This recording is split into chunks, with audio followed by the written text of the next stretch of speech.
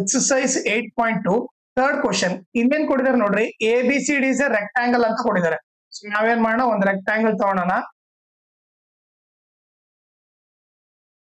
Okay, ಇದನ್ನ ಏನ್ ಮಾಡೋಣ, A B C D. Okay, ಇದು ಬಂದ್ಬಿಟ್ಟು rectangle.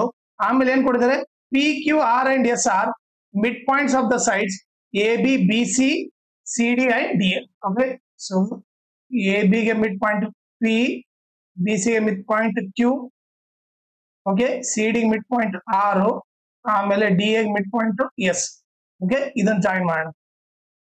P Q Q R R S P S ಇವನ್ನ ಜಾಯಿನ್ ಮಾಡೋಣ. ಓಕೆ, ಸೊ ಈ ಗಿವನ್ ಏನಂತ ಅದು ಬರ್ದ್ಬಿಡೋಣ. ಗಿವನ್ ಬಂದ್ಬಿಟ್ಟು ಏನ್ ಕೊಡಿದ್ದಾರೆ, A B C D is a rectangle. Okay, ಈಗ ರೆಕ್ಟಾಂಗಲ್ ಅಲ್ಲಿ ಏನಿರ್ತದೆ ನಮಗೆ ಏನ್ ಗೊತ್ತು, ಡಯಾಗ್ನಲ್ಸ್ ಈಕ್ವಲ್ ಇರ್ತವೆ. So in A C is equal to B D ಅಂತ ಬರಿಬಹುದು. ಓಕೆ, ಸೊ ಅದನ್ನ ಆಮೇಲೆ ಜಾಯಿನ್ ಮಾಡ್ತೀನಿ ನಾನು. ಓಕೆ, ಈಗ ಟು ಪ್ರೂವ್ ಏನ್ ಮಾಡ್ಬೇಕು ನೋಡ್ರಿ. ಓಕೆ, ಟು ಪ್ರೂವ್ ಕಿನ್ನ ಮುಂಚೆ ಇನ್ನೊಂದು ಏನ್ ಕೊಟ್ಟಿದ್ದಾರೆ, ಮಿಡ್ ಪಾಯಿಂಟ್ ಅಂತ ಕೊಟ್ಟಿದ್ದಾರೆ. ಯಾವ mid point, P Q R S ಬಂದ್ಬಿಟ್ಟು ಮಿಡ್ ಪಾಯಿಂಟ್ ಕೊಟ್ಟಿದ್ದಾರೆ. Are mid points of A B B C C D and D A ಅಂತ ಕೊಟ್ಟಿದ್ದಾರೆ. ಓಕೆ, ರೆಸ್ಪೆಕ್ಟಿವ್ಲಿ ಅಂತ ಕೊಟ್ಟಿದ್ದಾರೆ. ಓಕೆ, ಇದು ಗಿವನ್. ಈಗ ಟು ಪ್ರೂವ್ ಏನ್ ಮಾಡ್ಬೇಕು, ಟು ಪ್ರೂವ್ ಬಂದ್ಬಿಟ್ಟು show that the quadrilateral P Q R S is a rhombus. P Q R S ನ ರಾಂಬಸ್ ಅಂತ ಪ್ರೂವ್ ಮಾಡ್ಬೇಕು. ಓಕೆ, ಸೊ ರಾಂಬಸ್ ಅಂದ್ರೆ ಎಲ್ಲ ಸೈಡ್ ಈಕ್ವಲ್ ತೋರಿಸ್ಬೇಕು. P Q is equal to Q R is equal to R S is equal to P S ಅಂತ ತೋರಿಸ್ಬೇಕು. Okay, ಈಗ ಅದನ್ನ ಯಾವ ತರ ಪ್ರೂವ್ ಮಾಡ್ಬೇಕು ನೋಡ್ರಿ. ಈಗ ಫಸ್ಟ್ ನಾನು ಏನ್ ಮಾಡ್ತೀನಿ ಅಂತಂದ್ರೆ, ಈಗ ಫಸ್ಟ್ ಡಯಾಗ್ನಲ್ ಎ ಸಿ ನ ಜಾಯಿನ್ ಮಾಡ್ತೀನಿ. ಓಕೆ, ಎ ಸಿ ನ ಜಾಯಿನ್ ಮಾಡಿದೆ. ಓಕೆ, ಈಗ ಪ್ರೂಫ್. ಓಕೆ, ಪ್ರೂಫ್ ಏನ್ ಮಾಡ್ತೀನಿ, ಇಲ್ಲಿ ಬರ್ಕೊಂತೀನಿ ಸೊ ದಟ್ ಈಸಿಯಾಗಿ ಅರ್ಥ ಆಗುತ್ತೆ. ಪ್ರೂಫ್ ಇಲ್ಲಿ ಬರೀತೀನಿ. ಓಕೆ, ಸೊ ನಾನೇನ್ ಮಾಡ್ತೀನಿ, ಈಗ ಒಂದ್ ಟ್ರಯಾಂಗಲ್ ತಗೊಂತೀನಿ. In triangle A D C ತಗೋತೀನಿ. ಓಕೆ, ಸೊ ನಾನ್ ನಿಮಗೆ ಮಾರ್ಕ್ ಮಾಡಿ ತೋರಿಸ್ತೀನಿ ನೋಡ್ರಿ ಇಲ್ಲಿ. ಓಕೆ, ಗ್ರೀನ್ ಕಲರ್ ಇಂದ ಮಾರ್ಕ್ ಮಾಡ್ತೀನಿ. ಸೊ ಯಾವ ಟ್ರಯಾಂಗಲ್ ತಗೊಂತೀನಿ, ಎ ಡಿ ಸಿ ತಗೋತೀನಿ. ಓಕೆ, ಈಗ ನಿಮಗೆ ಒಂದು ಬೇಸಿಕ್ ಏನ್ ಗೊತ್ತಿರ್ಬೇಕಂದ್ರೆ, ಮಿಡ್ ಪಾಯಿಂಟ್ ಥಿಯರಮ್ ಅಂದ್ರೆ ಏನಂತ ಗೊತ್ತಿರ್ಬೇಕು.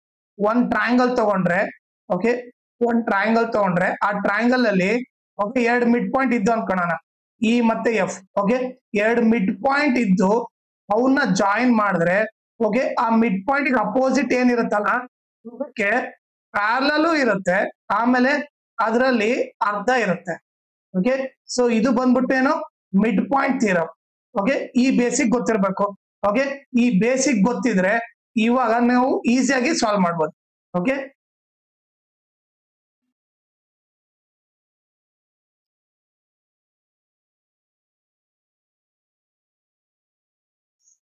ಓಕೆನಾ. ಸೊ ಇವಾಗ ನೀವು ನೋಡಿದ್ರೆ, ಓಕೆ, ಈ ಟ್ರಯಾಂಗಲ್ ಎ ಡಿ ಸಿ ಅಲ್ಲಿ ಎಸ್ ಆರ್ ಮಿಡ್ ಪಾಯಿಂಟ್ ಈಗ ಅವರೇ ಕೊಟ್ಟಿದ್ದಾರೆ. ಇಲ್ಲಿ ನೋಡ್ರಿ ಏನ್ ಕೊಟ್ಟಿದ್ದಾರೆ, ಎಸ್ ಆರ್ ಮಿಡ್ ಪಾಯಿಂಟ್ ಅಂತ ಕೊಟ್ಟಿದ್ದಾರೆ. ಓಕೆ, ಎರಡು ಮಿಡ್ ಪಾಯಿಂಟ್ ಜಾಯಿನ್ ಮಾಡಿದ್ರೆ ಅವಾಗ ಏನಾಗುತ್ತೆ, ಅದ್ರ ಅಪೋಸಿಟ್ ಸೈಡ್ಗೆ ಏನಿರುತ್ತೆ, ಅದ್ರ ಅಪೋಸಿಟ್ ಸೈಡ್ಗೆ ಪ್ಯಾರಲಲ್ಲೂ ಇರುತ್ತೆ. ಓಕೆ, ಆಮೇಲೆ ಅದ್ರಲ್ಲಿ ಅರ್ಧ ಕೂಡ ಇರುತ್ತೆ. S R is equal to of A C. Okay, ಇದನ್ನ ಈಕ್ವೇಶನ್ 1 ಅಂತ ಕರಿತೀನಿ. ಇದು ಎಲ್ಲಿಂದ ಬಂತು, by mid point theorem. Okay, ಈಗ ನೆಕ್ಸ್ಟ್ ಏನ್ ಮಾಡ್ತೀನಿ, ಈಗ ಇನ್ನೊಂದು ಟ್ರಯಾಂಗಲ್ ತಗೋತೀನಿ. ಓಕೆ, ಇನ್ನೊಂದು ಟ್ರಯಾಂಗಲ್ ಬಂದ್ಬಿಟ್ಟು ಓಕೆ ಎ ಬಿ ಸಿ ತಗೊಂತೀನಿ. ಓಕೆ, ಈ ಟ್ರಯಾಂಗಲ್ ತಗೊಂಡ್ರೆ ಪಿ ಮತ್ತೆ ಕ್ಯೂ ಕೂಡ ಮಿಡ್ ಪಾಯಿಂಟ್ ತಾನೆ. ಓಕೆ, ಸೊ ಏನ್ ತಗೊಂಡ್ರೆ in triangle A B C ತಗೊಂಡ್ರೆ. ಓಕೆ, ಈಗ ನೀವೇ ನೋಡಿದ್ರೆ ಇವೆರಡು ಮಿಡ್ ಪಾಯಿಂಟ್ ಇವು ಜಾಯಿನ್ ಆಗಿದಾವ ಅಂದ್ರೆ ಅದ್ರ ಅಪೋಸಿಟ್ ಸೈಡ್ಗೆ ಏನಿರುತ್ತೆ, ಅದ್ರ ಅಪೋಸಿಟ್ ಸೈಡ್ಗೆ ಓಕೆ ಪ್ಯಾರಲಲ್ ಇರುತ್ತೆ, ಆಮೇಲೆ ಅದರಲ್ಲಿ ಅರ್ಧದ ಇರುತ್ತೆ. P Q is equal to half of A C. ಇದನ್ನ ಈಕ್ವೇಶನ್ 2 ಅಂತ ಕರಿತೀನಿ. ಇದು ಎಲ್ಲಿಂದ ಬಂತು, ಇದು ಕೂಡ ಬೈ ಮಿಡ್ ಪಾಯಿಂಟ್ ಥಿಯರಮ್ ಇಂದ ಬಂತು. ಓಕೆ, ಆಮೇಲೆ ನೆಕ್ಸ್ಟ್ ಈಗ ಏನ್ ಮಾಡ್ತೀನಿ ನಾನು, ಇವೆರಡು ಬರ್ದೆ. ಈಗ ನಾನು ಬಿ ಡಿ ನ ಜಾಯಿನ್ ಮಾಡ್ತೀನಿ. ಓಕೆ, ಸೊ ಇಲ್ಲಿರೋದು ಎರೇಸ್ ಮಾಡ್ತೀನಿ ನಾನು.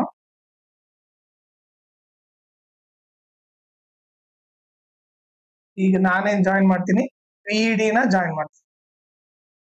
ಓಕೆ, ಅವಾಗ ಟ್ರಯಾಂಗಲ್ ಯಾರು ತಗೊಂತೀನಿ ಅಂದ್ರೆ ಇನ್ ಟ್ರಯಾಂಗಲ್ BDC ತಗೊಂತೀನಿ. ಓಕೆ, ಸೊ ಅದನ್ನ ನೀಟಾಗಿ ಪಿಂಕ್ ಕಲರ್ ಇಂದ ಮಾರ್ಕ್ ಮಾಡ್ತೀನಿ ನೋಡ್ರಿ ಇಲ್ಲಿ. ಓಕೆ, ಇಲ್ಲಾಂದ್ರೆ ಬ್ಲಾಕ್ ಕಲರ್ ತಗೊಂತೀನಿ, ಸೊ ದಟ್ ನಿಮಗೆ ಈಸಿಯಾಗಿ ಐಡೆಂಟಿಫೈ ಆಗುತ್ತೆ. ಸೊ ನಾನು ಯಾರು ತಗೊಂಡೆ, BDC ತಗೊಂತೀನಿ.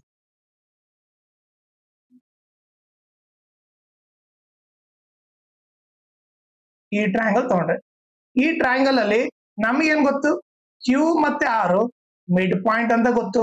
ಓಕೆ, ಸೊ ಮಿಡ್ ಪಾಯಿಂಟ್ ಅಂದ್ರೆ ಈಗ ಇವೆರಡು ಜಾಯಿನ್ ಮಾಡಿದ್ದಾರೆ. ಜಾಯಿನ್ ಮಾಡಿ ಅಂದ್ರೆ ಇದ್ರ ಅಪೋಸಿಟ್ ಸೈಡ್ ಏನಿರ್ತದೆ, ಪ್ಯಾರಲಲ್ ಇರ್ತದೆ, ಅದ್ರಲ್ಲಿ ಅರ್ಧ ಇರುತ್ತೆ.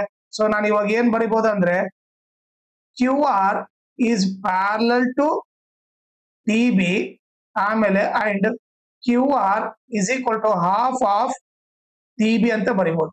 ಓಕೆ, ಈಗ QR is equal to ಏನ್ ಬಂತು, QR is equal to half of DB ಅಂತ ಬಂತು.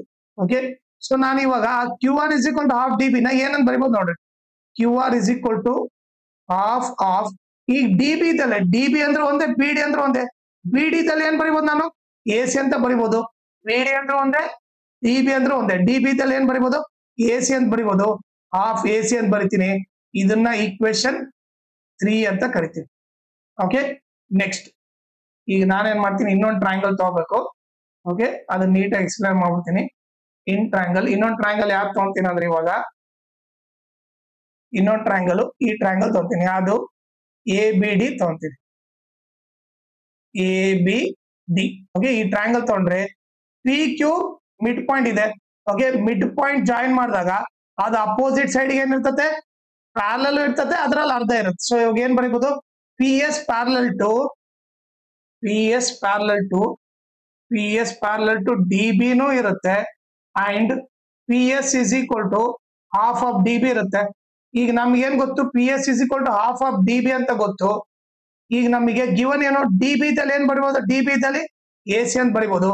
PC is equal to half of AC ಅಂತ ಬರ್ತೀವಿ. ಇದನ್ನ ಈಕ್ವೇಶನ್ 4 ಅಂತ ಕರಿತೀವಿ. ಓಕೆ, ಈಗ ನೀವೇ ನೋಡ್ರಿ, ಈಕ್ವೇಶನ್ 1 ನೋಡ್ರಿ. 1 ಅಲ್ಲಿ SR ಬಂದ್ಬಿಟ್ಟು ಹಾಫ್ ಆಫ್ AC ಇದೆ. ಓಕೆ, ಈಕ್ವೇಶನ್ 2 ಅಲ್ಲಿ ಕೂಡ ಹಾಫ್ ಆಫ್ AC ಇದೆ, RHS.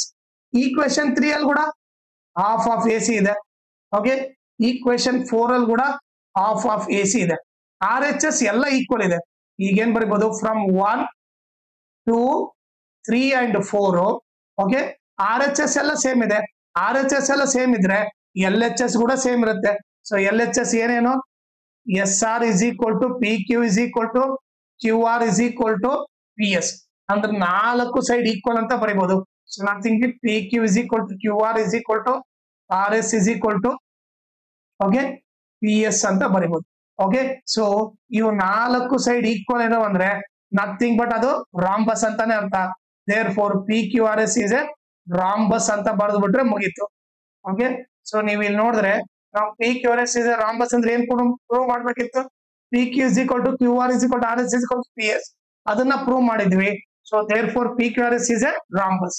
ಓಕೆ, ಆಮೇಲೆ ಇದ್ರ ಜೊತೆಗೆ ಇನ್ನೊಂದು ಇಂಪಾರ್ಟೆಂಟ್ ಥಿಂಗ್ ಏನಂದ್ರೆ, ಈ ವಿಡಿಯೋ ಡಿಸ್ಕ್ರಿಪ್ಷನ್ ಅಲ್ಲಿ ನಾನು ನನ್ನ Instagram channel link, Telegram channel link, ಆಮೇಲೆ ಕ್ವಾಡ್ರಿಲ್ಯಾಟರಲ್ ಫುಲ್ ಲೆಸನ್ ಲಿಂಕ್ ಹಾಕಿರ್ತೀನಿ. ಇದನ್ನ ನೀವು ರೆಫರ್ ಮಾಡಿ. ಆಮೇಲೆ ಇನ್ಸ್ಟಾಗ್ರಾಮ್ ಮತ್ತೆ ಟೆಲಿಗ್ರಾಮ್ ಚಾನಲ್ ಫಾಲೋ ಮಾಡೋದ್ರಿಂದ ಅಡ್ವಾಂಟೇಜ್ ಏನಂದ್ರೆ, ನಿಮ್ಗೆ ಏನಾದ್ರೂ ಡೌಟ್ ಇದ್ರೆ ನೀವು ಪರ್ಸನಲ್ ಆಗಿ ಮೆಸೇಜ್ ಮಾಡ್ಬಿಟ್ಟು ನಿಮ್ ಡೌಟ್ ನ ಕ್ಲಾರಿಫೈ ಮಾಡ್ಕೋಬಹುದು. ಆಮೇಲೆ ಏನಾದ್ರೂ ಅಪ್ಡೇಟ್ ಇದ್ರೆ, ಲೈಕ್ ಕ್ವಶನ್ ಪೇಪರ್ ಸಾಲ್ವ್ ಮಾಡಿರೋದು ಇಲ್ಲ ನೋಟ್ಸ್ ಕೊಟ್ರೆ ಅಪ್ಡೇಟ್ ಇದ್ರೆ ಇಮಿಡಿಯೇಟ್ ಆಗಿ ಗೊತ್ತಾಗುತ್ತೆ. ಸೊ ಅದಕ್ಕೋಸ್ಕರ ಇನ್ಸ್ಟಾಗ್ರಾಮ್ ಮತ್ತೆ ಟೆಲಿಗ್ರಾಮ್ ಚಾನಲ್ ನ ಫಾಲೋ ಮಾಡಿ.